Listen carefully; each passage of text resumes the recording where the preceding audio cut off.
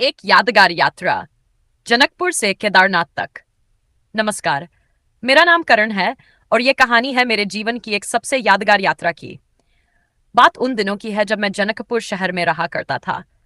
जनकपुर एक शांत, पवित्र और सांस्कृतिक दृष्टि से समृद्ध स्थान है, लेकिन उस दिन हमारे जीवन में कुछ अलग और विशेष होने वाला था। हमने एक पिकनिक का प्लान बनाया था, पर यह कोई आम पिकनिक नहीं थी। ये एक आध्यात्मिक और साहसिक यात्रा थी, केदारनाथ धाम तक। कुल मिलाकर हम 9 लोग थे और एक ड्राइवर। हमारे साथियों के नाम थे बलराम, राहुल, नोबोनाथ, जैकी, विजय, देवा, सनी, रमेश और स्मार्ट। हम सभी अच्छे दोस्त थे और इस यात्रा ने हमें और भी करीब ला दिया।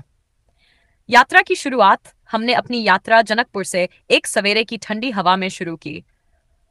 सबके चेहरे पर उत्साह और ऊर्जा साफ दिखाई दे रही थी।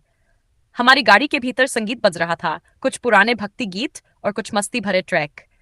रास्ते में हम कई खूबसूरत स्थानों से गुजरे, हरे भरे खेत, छोटी छोटी नदियां और पर्वतीय रास्ते।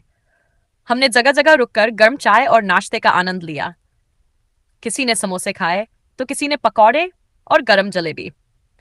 हम सभी अपने अपने अनुभव साझा कर रहे थे और धीरे धीरे हम एक सुंदर सफर की ओर बढ़ रहे थे। केदारनाथ की ओर बढ़ते कदम जैसे जैसे हम उत्तराखंड की पहाड़ियों की ओर बढ़ने लगे, मौसम ने अचानक करवट ली।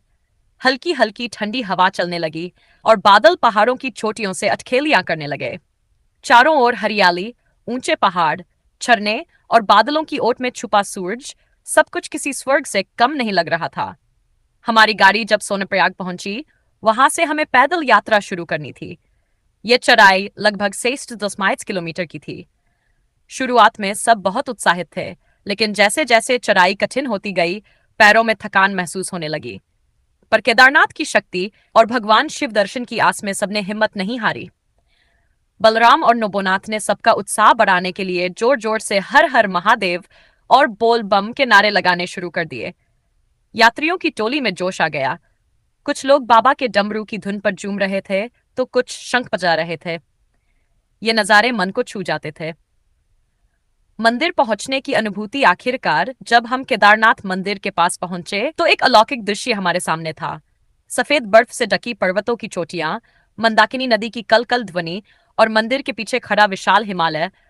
ऐसा लग रहा था मानो हम पृथ्वी पर नहीं बल्कि स्वर्ग में आ गए हों।